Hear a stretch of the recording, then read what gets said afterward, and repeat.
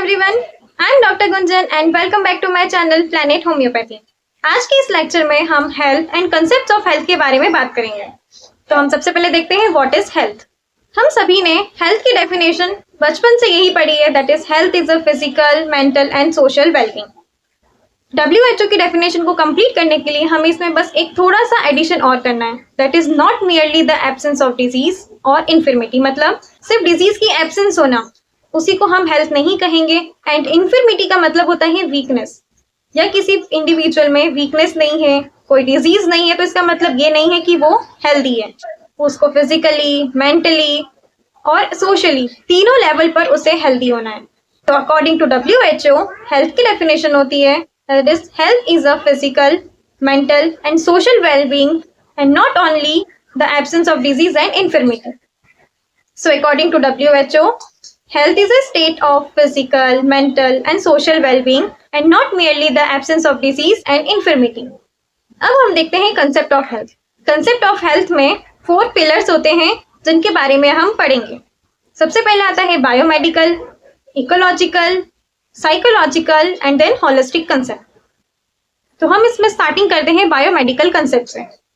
Biomedical concept ने absence of disease को importance दी है कि किसी भी इंडिविजुअल में डिजीज की प्रेजेंस नहीं होना चाहिए, और ये जो हम सेल थ्योरी पर बेस्ड है which is given by the Louis pasture.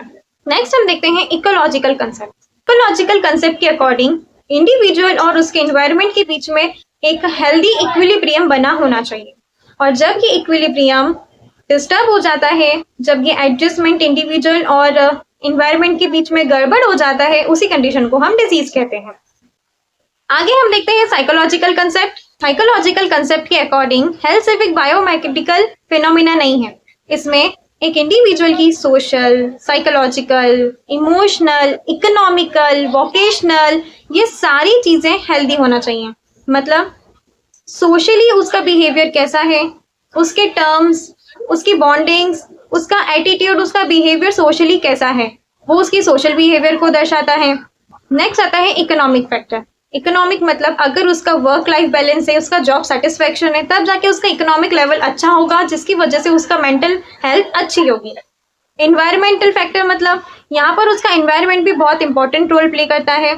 अगर उसका एनवायरनमेंट ही अच्छा नहीं होगा, वहाँ पर गंदगी होगी, तो वो एक हेल्दी लाइफस्टाइल को नहीं जी पाएगा। जहाँ पर सैनिटेशन प्रॉपर नहीं है, तो भले ही उसके पास सब कुछ अच्छा है, पर वो डिजीज के लिए प्रोन होगा।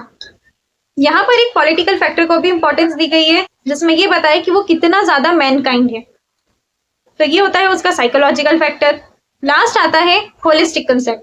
होलिस्टिक कंसेप्ट मतलब इन तीनों चीजें जो हमने ऊपर पढ़ी है, तीनों कंसेप्ट्स का मिल करके होलिस्टिक कंसेप्ट बनता है, जहां पर उसका बायोमेडिकल कंसेप्ट, इकोलॉजिकल कंसेप्ट और साइकोलॉजिकल कंसेप्ट, ये तीनों तरीके से एक इंडिविजुअल हेल्दी है।